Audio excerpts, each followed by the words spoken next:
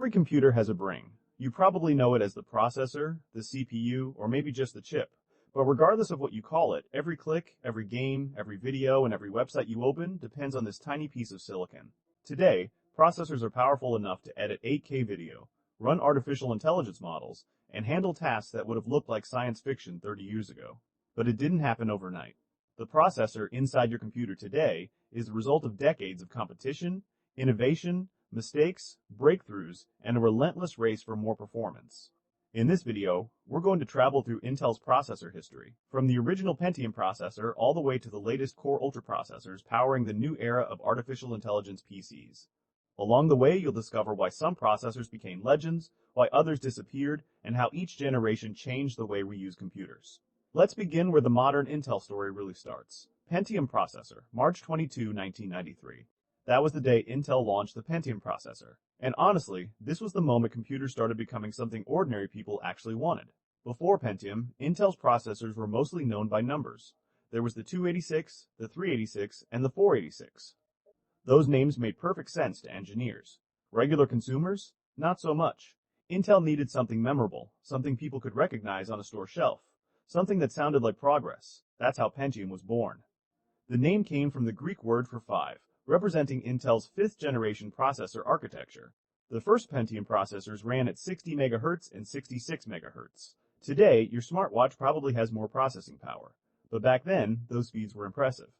For many families, Pentium was the processor that introduced them to CD-ROM games, digital photos, multimedia software, and the early internet. More importantly, it felt fast. Programs opened quicker, Windows responded faster, games became smoother.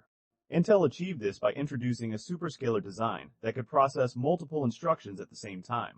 You don't need to remember the technical term, just remember the result. Computers stopped feeling like they were thinking about every request before doing it.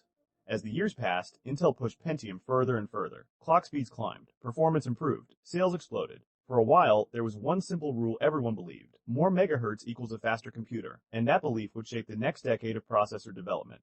Software was becoming more demanding, games looked better, operating systems were becoming more complex, the internet was growing faster every month. Intel needed more performance.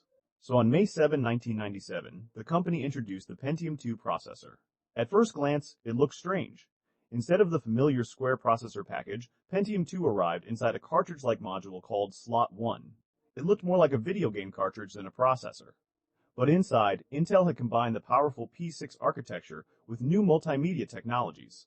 One of the biggest additions was MMX technology. Multimedia applications were becoming increasingly popular, and Intel wanted Pentium II to handle audio, video, and graphics more efficiently. For consumers, this meant smoother experiences in games, music playback, and digital media applications. Pentium II quickly became the processor of choice for performance-oriented home computers. If you had a high-end PC in the late 1990s, there was a good chance a Pentium II was sitting inside it. But Intel wasn't finished. The internet boom was about to change everything. And Intel had another processor ready. February 26, 1999. Intel launched the Pentium III processor, and this one arrived at exactly the right time. The internet was exploding. Websites were becoming more advanced.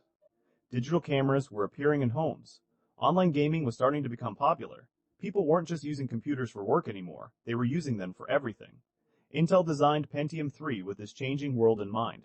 One of its biggest improvements was the introduction of streaming SIMD extensions, commonly known as SSE. Now, don't worry about the acronym. What matters is what it did. It improved performance for graphics, video editing, internet applications, and multimedia workloads. Pentium III quickly earned a reputation for stability, efficiency, and strong performance. Even today, many enthusiasts remember it as one of Intel's most balanced processor generations. For a brief period, Intel seemed unstoppable. Then the company became obsessed with one number: clock speed. And that obsession would create one of the most controversial processor generations in Intel's history. November 20, 2000. Intel introduced the Pentium IV processor. And if you were shopping for a computer in the early 2000s, you probably remember the advertisements. 1.5 GHz, 2 GHz, 3 GHz. Every commercial seemed focused on one thing: bigger numbers. Intel built Pentium IV around a new architecture called NetBurst. The goal was simple: push clock speeds higher than ever before. And initially, it worked. Clock speeds climbed rapidly, eventually crossing 3 GHz, then approaching 4 GHz. The problem was heat, lots of heat. As clock speeds increased, power consumption skyrocketed. cooling requirements became more demanding, and performance gains started shrinking. Intel was winning the clock speed race. But the race itself was becoming a problem. The company needed a new strategy. And that strategy would eventually change Intel forever.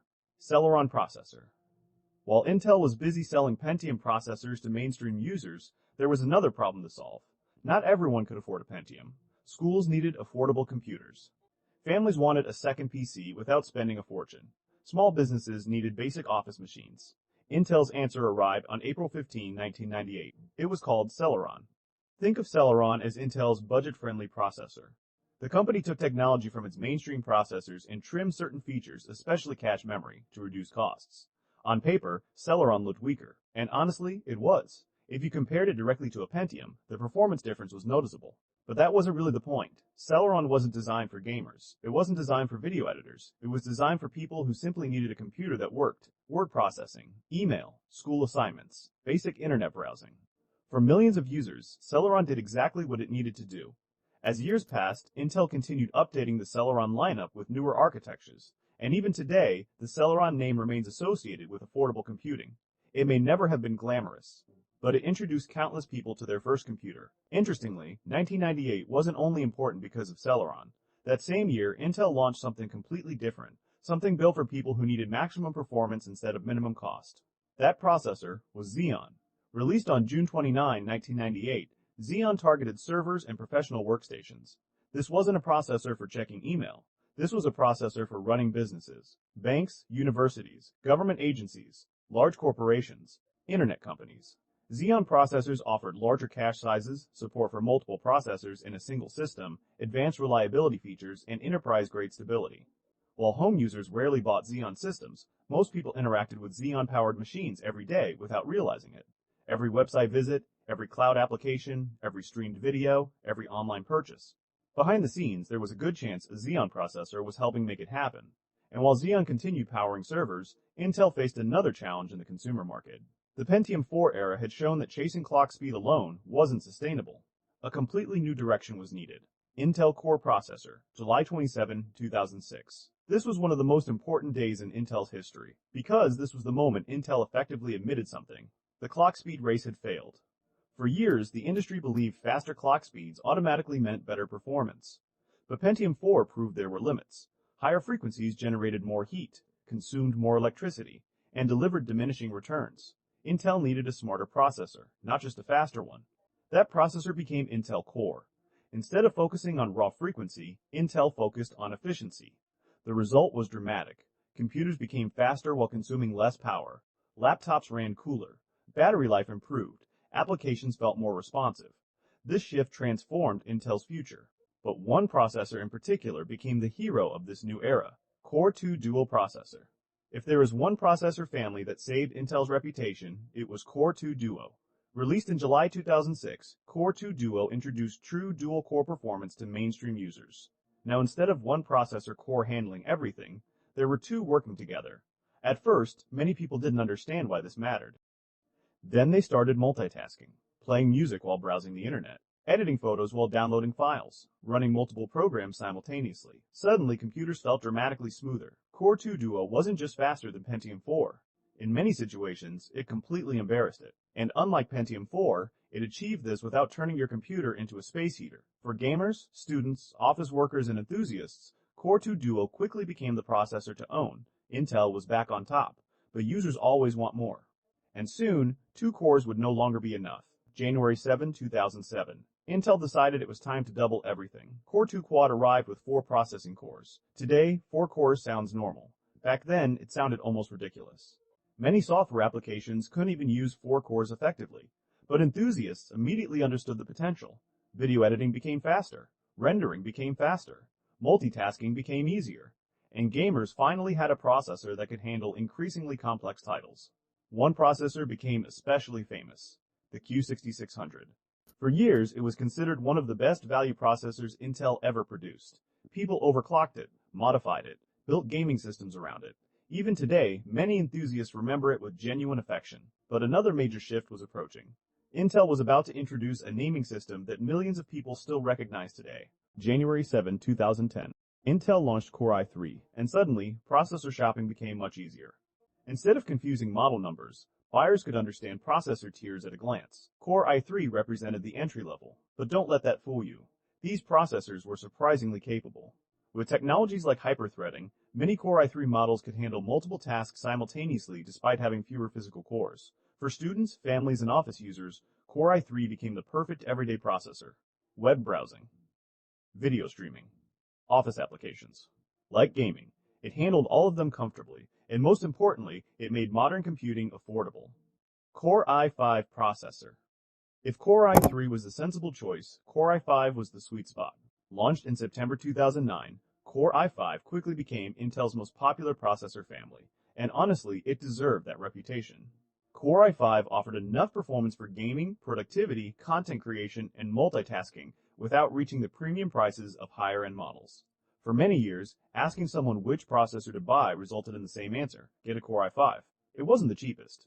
It wasn't the fastest. It was simply the best balance. Generation after generation, Intel refined the formula, and millions of gaming computers were built around Core i5 processors.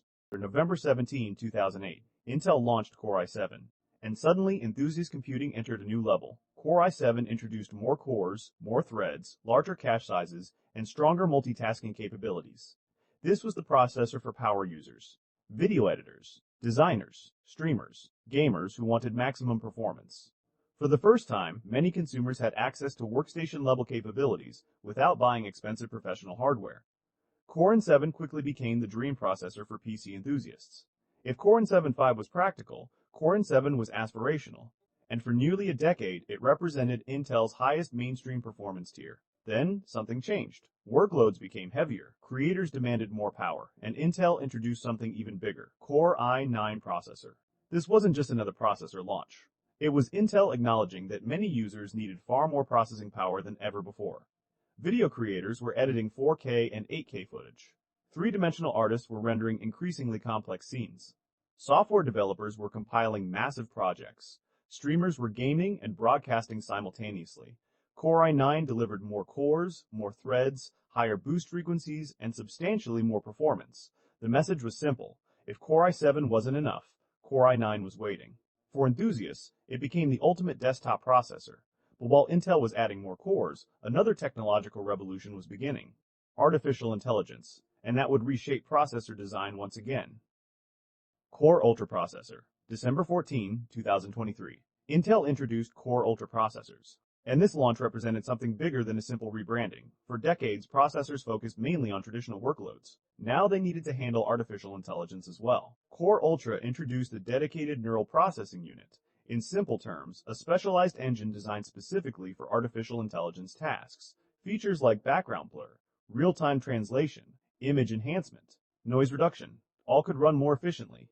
Intel also retired the familiar i branding for this generation. Instead of Core i5, users now saw Core Ultra 5. Instead of Core i7, Core Ultra 7. The industry was entering a new era, and Intel wanted the branding to reflect that shift. Core Ultra Series 2 processor. Arrow Lake, October 24, 2024. Intel launched Arrow Lake. This generation brought the hybrid architecture concept even further. Performance cores handled demanding tasks. Efficiency cores handled background workloads.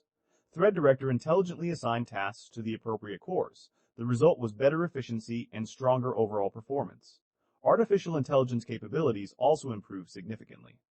Dedicated hardware accelerated many emerging AI workloads. For gamers, creators, and professionals, Arrow Lake represented another step toward the future of computing. But Intel was already preparing something even more ambitious: Core Ultra Series 3 processor, Panther Lake, January 2026. Intel unveiled Panther Lake. And this launch wasn't only about performance, it was about manufacturing leadership. Panther Lake introduced Intel 18A technology, one of the company's most advanced manufacturing processes ever. It also featured ribbon FET transistors and power via backside power delivery. Those names sound incredibly technical. Here's what they mean: better efficiency, higher performance, improved scalability, and greater potential for future generations. Panther Lake represents Intel's vision for the next decade: artificial intelligence acceleration, advanced graphics, efficient power management, and cutting-edge manufacturing. Everything coming together in a single platform. Conclusion: think about how far we've come. In 1993, the original Pentium processor ran at 60 MHz. Today, Processors contain billions of transistors, multiple processing cores, dedicated artificial intelligence engines, advanced graphics processors, and performance levels that engineers from the 1990s could barely imagine. Pentium made computers mainstream. Celeron made them affordable. Xeon powered the internet. Core reinvented performance. Core 2 Duo and Core 2 Quad introduced multi-core computing. Core i3, Core i5, Core i7, and Core i9 defined an entire generation of personal computers. And now Core Ultra processors are helping shape the age of artificial intelligence. The names changed, the technologies evolved, but the goal remained the same: make computers faster, smarter, and more capable than the generation before. And if history has taught us anything, Intel's next chapter is probably already being built right now.